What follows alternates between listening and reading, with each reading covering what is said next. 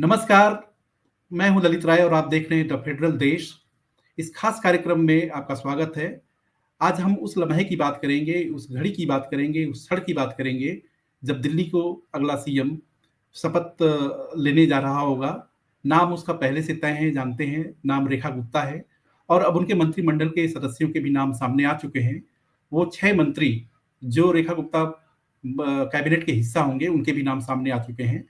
इस समय ग्राउंड पर क्या चल रहा है, ग्राउंड पर किस तरह में लोगों में उत्साह है, उसको जानने के लिए हमारे वरिष्ठ सहयोगी अभिषेक रावत ग्राउंड जीरो पर यानी कि रामलीला मैदान में ही मौजूद हैं और वहां से जो भी कुछ चीजें घटनाएं घट रही हैं, लोगों का उत्साह, समर्थकों का उत्साह, जोश, जुनून, वो सब जो है के बारे में आपको बयां करेंगे। उससे पहले हम एक तस्वीर दिखाना चाहेंगे जिससे आप खुद भी अंदाजा लगा सकते हैं कि समर्थकों में किस तरीके से जोश है, जुनून है, उत्साह है।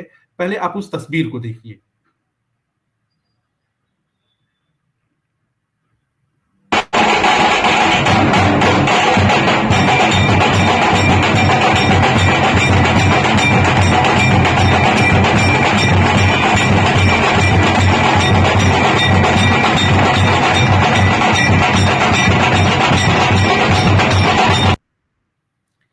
अभिषेक, इस तस्वीर के बारे में आप क्या कहेंगे? इससे किस तरह का जोश, जुनून आपको नज़र आ रहा है? वो पूरा जो ग्राउंड ज़ीरो पर जो चीज़ें आप देख रहे हैं, उसको किस तरीके से आप बयाँ करेंगे हमारे दर्शकों के साथ? देखिए ललित, अगर हम बात करें तो रामलीला मैदान के बाहर इस समय उत्सव का माहौल है और अलग-अलग प्रदेशों से, सिर्फ दिल्ली या दिल्ली के अलग-अलग जिलों या अलग-अलग कॉलोनियों से ही नहीं, बल्कि भारत देश के अलग-अलग प्रदेशों से ना केवल लोग आए हैं बल्कि कलाकार भी आए हैं। और भाजपा जिस तरीके से 27 साल बाद आज दिल्ली में सरकार का गठन कर रही है, उसके उत्साह में हर कोई शामिल होने जा रहा है। हमारे को यहाँ पर अलग-अलग प्रदेशों के जो है कलाकार मिले। इसमें से एक जो ग्रुप आया हुआ था वो मणिपुर से भी आया हुआ था। वो पपेट जो है शो कर रहा था बाहर। और इसी तरीके से कई अलग-अलग राज्यों से भी लोग आए हैं। कुछ लोग साधारण आए हैं जो सिर्फ इस शपथ ग्रहण समारोह में भाग लेने के लिए काफ़ी दूर से यहाँ पहुँचे हैं। और वो लोग सिर्फ यही कह रहे हैं कि अब दिल्ली में बदलाव हुआ है और काफ़ी उम्मीदें हैं लोगों को भी। हमारी कुछ लोगों से जो बात हुई है, जो इस शपथ ग्रहण समारोह में शामिल होने आए हैं, उसका हिस्सा बनने आए हैं, उनका यही कहना है कि अब उम्मीद है कि दिल्ली के अंदर अब काम होगा। जिस तरीके से आरोप-प्रत्यारोप पिछले 10 साल से यहाँ देखा गया है, काम से ज़्यादा एक-दूसरे पे आरोप लगाए गए हैं, तो शायद अब उसका अंत होगा और सिर्फ काम पर ध्यान दिया जाएगा। और कुछ महिलाओं से भी हमारी बात हुई जो बीजेपी से जुड़ी हुई हैं। उनके अंदर अलग उत्साह था क्योंकि दिल्ली की जो मुख्यमंत्री बनाई जा रही हैं रेखा गुप्ता, वो भी महिला हैं। और इसलिए उनके अंदर उत्साह इस बात को लेकर था कि जो शीर्ष नेतृत्व है भाजपा का, उसने इस चीज़ को काफ़ी ध्यान में रखा कि भई महिला सशक्तिकरण को ही आगे बढ़ाना चाहिए। और महिला के जो हाथ में है इस दिल्ली प्रदेश की बागडोर सौंपी गई है। तो अब देखना यही है, खुद भाजपा वाले भी यही मान रहे हैं कि अब जो काम करने के वादे किए हैं, उन काम को पूरा करना है, सबसे बड़ी चुनौती यही है। हालाँकि उनका ये कहना है कि अभिषेक इस चुनौती को अभिषेक निभाने में सफल रहेंगे। अभिषेक, आपको कितनी कितनी की तादाद जो है रामलीला मैदान में, आपको कितनी तादाद आपको नजर आ रही है? जैसे कि वैसे 30,000 सीटों का अरेंजमेंट, मतलब इस तरह की खबरें आ रही थी कि 30,000 सीटों का अरेंजमेंट किया गया है। तो क्या जो लोगों की जो क्राउड है वो 30,000 से ज्यादा है, या अभी जो धीरे धीरे अभी जैसा कि समय भी है शपथ ग्रहण समारोह में, तो लोग धीरे धीरे आना शुरू हुए हैं? देखिए, जो अगर हम बात करें लोगों की, तो लोग जैसा मैंने अभी बताया आपको, सिर्फ़ दिल्ली से ही नहीं, दिल्ली प्रदेश के बाहर से भी लोग आए हैं। साधारण लोग भी आए हैं, जिन्हें कोई लेकर नहीं आया है।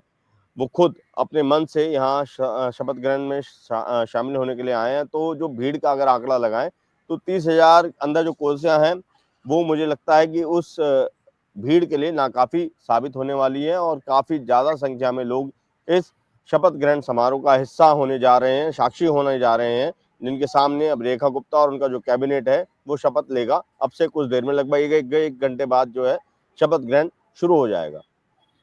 अच्छा, अभिषेक, एक चीज और बताइए कि रेखा गुप्ता मंत्रिमंडल के जो 6 सदस्य हैं, जो 6 मंत्री बनने जा रहे हैं, उनके भी नाम सामने आ गए हैं। तो क्या आप हमारे दर्शकों को, अपने दर्शकों को बताएंगे कि वो कौन से नाम हैं, उनका बैकग्राउंड क्या है, इसके बारे में थोड़ी सी जानकारी देंगे आप? जी ललित, इसमें देखिए सबसे पहला नाम तो प्रवेश वर्मा का ही है, जिन्होंने अब वो किसी भी तरीके से अपना उनका इंट्रोडक्शन देने की किसी को कोई आवश्यकता बची नहीं है, क्योंकि उन्होंने खुद जो है दिल्ली के पूर्व मुख्यमंत्री अरविंद केजरीवाल को हराया है और वो भी मुख्यमंत्री की दौड़ में काफ़ी आगे माने जा रहे थे। लेकिन उनको जो है मंत्री पद दिया गया है। ज़ाहिर तौर पे कल तक जो है ये बात चल रही थी कि डिप्टी चीफ मिनिस्टर वो होंगे। अब वो देखना है कि क्या उनको सिर्फ मंत्री रखा जाता है या उप मुख्यमंत्री की उपाधि भी सौंपी जाती है। इसके अलावा जो दूसरे नंबर पे हैं वो आशीष सूद हैं, जो जनकपुरी विधानसभा से जीत कर आए हैं। वो भी पहली बार विधायक बने हैं, लेकिन वो संगठन में भाजपा संगठन की बात करें तो भाजपा संगठन में काफ़ी सक्रिय रहे हैं और उनके पास जो है कुछ प्रदेशों की ज़िम्मेदारी भी रही है। वहाँ पर उन्होंने चुनाव के दौरान अपनी काफ़ी जो है ज़िम्मेदारी का निर्वहन किया है। फिर आते हैं सिख नेता हैं भाजपा के मनजिंदर सिंह सिरसा, जो पहले अकाली दल में थे। जब अकाली दल और भाजपा का गठबंधन होता था, तो सिरसा इससे पहले भी एक बार विधायक रह चुके हैं राजौरी गार्डन से। और अब जब दोनों पार्टियों का गठबंधन टूट गया था, तो फिर मनजिंदर सिंह सिरसा, क्योंकि वो दिल्ली में रह रहे हैं और दिल्ली में ही अच्छा। राजनीति कर रहे हैं, तो फिर वो हम्म। भाजपा में शामिल हो गए थे और अब इस बार जो है उनको मंत्री पद में जगह मिली है और उनको जो है गृह मंत्री अमित शाह का भी काफ़ी नज़दीकी माना जाता है। इसके अलावा रविंद्र इंद्रराज सिंह हैं, जिनको इस बार मंत्री पद में जगह मिली है। वो दलित चेहरा हैं, दिल्ली भाजपा के बवाना से वो जीत कर आए हैं और उनका अपना बिजनेस बताया जाता है। वो भी काफ़ी सक्रिय नेता हैं भाजपा के। इसके अलावा कपिल मिश्रा हैं, वो भी काफ़ी जाने पहचाने नेता हैं भाजपा के। आपको बता दें कि जब 2015 में दिल्ली में आम आदमी पार्टी की सरकार बनी थी, तो कपिल मिश्रा उस समय आम आदमी पार्टी में मंत्री भी रह चुके हैं। हालांकि उनको जो है उस सरकार में कुछ सालों बाद ही जो है मंत्री पद से हटा दिया गया था, जिसके बाद उन्होंने आम आदमी पार्टी छोड़ दी थी और फिर जब 2020 में सरकार का कार्यकाल समाप्त हुआ था उस वाली सरकार का, तो फिर कपिल मिश्रा भाजपा में शामिल हो गए थे और 2020 में भी उन्होंने चुनाव लड़ा था मॉडल टाउन सीट से, लेकिन वो उस समय हार गए थे। अब वो करावल नगर सीट से जीत कर आए हैं। कपिल मिश्रा के बारे में बता दें तो वो भी पूर्वांचल से बिलोंग करते हैं। उनकी मदर जो है अन्नपूर्णा मिश्रा दिल्ली की मेयर भी रह चुकी हैं और उनके अगर बैकग्राउंड की बात करेंगे तो बैकग्राउंड उनका भाजपा से ही आता है, लेकिन बीच में वो खुद जो है आम आदमी पार्टी में शामिल हुए थे और अब वो एक बार फिर से दिल्ली के मंत्री बनने जा रहे हैं। और इसके अलावा पंकज कुमार सिंह हैं, जो पेशे से डेंटिस्ट हैं, विकासपुरी से वो जीत कर आए हैं और उनकी जीत का मार्जिन भी अच्छा खासा रहा है। और उनके जो पिताजी हैं वो दिल्ली एमसीडी के कमिश्नर रह चुके हैं। इसके अलावा अच्छा। अगर पंकज कुमार सिंह की बात करें तो वो भी पूर्वांचली चेहरा है। तो इस तरीके से दिल्ली का कैबिनेट आपको अब नजर आएगा, जहां पर जो है सारे समीकरणों को भाजपा ने ध्यान में रखा है और जो आगामी चुनाव भी हैं अन्य प्रदेशों के, उन सबको ध्यान में रखते हुए इस मंत्रिमंडल का गठन किया गया है। अच्छा अभिषेक, सबसे बड़ी बात है कि इस पूरे मतलब मंत्रिमंडल को देखें तो उसमें से दो चेहरे हैं जो जिनका पूर्वांचल से नाता है। एक यूपी के गाजीपुर से उनका मतलब मूल तौर पे जुड़े हुए हैं। दूसरे गाजीपुर के ही जस्ट बगल में स्टेट बिहार है, बक्सर। बक्सर के पंकज कुमार सिंह आते हैं। तो ये जो ब्राह्मण और वो जो राजपूत का एक कॉम्बिनेशन लाया गया है, तो ऐसा आपको लगता है कि ये बिहार चुनाव को भी कहीं ना कहीं मतलब थोड़ा सा उसको भी ध्यान में रख करके ये फैसला है? नहीं, बिल्कुल, इसमें अगर हम बात करें जैसे जिस तरीके से पूर्वांचल को ध्यान में रखते हुए 2 लोगों को जगह दी गई है, एक बिहार और एक पूर्वी उत्तर प्रदेश। तो आप ये लगा लीजिए कि दिल्ली से, क्योंकि दिल्ली देश की राजधानी है और दिल्ली को मिनी इंडिया भी कहा जाता है, क्योंकि यहाँ पर अलग-अलग प्रदेशों से आकर लोग यहाँ रहते हैं, अपना रोज़गार चुनते हैं, रोज़गार के अवसर प्राप्त करने के लिए यहाँ पे आते हैं, उच्च शिक्षा प्राप्त करने के लिए यहाँ पर देश के अलग-अलग कोनों से आया जाता है। तो उन्हीं सभी समीकरणों को ध्यान में रखते हुए आप यहाँ देखेंगे कि जैसे कपिल मिश्रा है, वो कहीं न कहीं उनको पूर्वी उत्तर प्रदेश का भी एक प्रतिनिधि मान के चलिए आप दिल्ली सरकार में हैं। और अगर हम बात करेंगे पंकज सिंह की, तो वो बिहार, अब जैसे बिहार में भी चुनाव होने जा रहा है और वो राजपूत हैं, तो आप देखेंगे कि कास्ट फैक्टर भी और स्टेट फैक्टर को भी ध्यान में रखा गया है। ऐसे ही अगर हम मनजिंदर सिंह सिरसा की बात करेंगे, तो वो सिख चेहरा है, काफ़ी प्रभावशाली हैं दिल्ली में, और वो इससे पहले जो दिल्ली गुरुद्वारा प्रबंध कमेटी होती है, उसके भी अध्यक्ष रह चुके हैं। तो मनजिंदर सिंह सिरसा को चेहरा बनाने के पीछे कहीं न कहीं पंजाब राज्य को भी ध्यान में रखा गया है। और रेखा गुप्ता की अगर हम बात करते हैं, तो वो महिला भी हैं और वैश्य समाज से भी आती हैं, तो जातीय समीकरण को ध्यान में काफ़ी रखा है, पूरा कैलकुलेशन किया गया है। रवि इंद्रराज सिंह जैसे दलित चेहरा हैं भाजपा के, तो मुझे लगता है कि भाजपा ने अपने इस मंत्रिमंडल से सभी वर्गों को जो है साधने की कोशिश की है।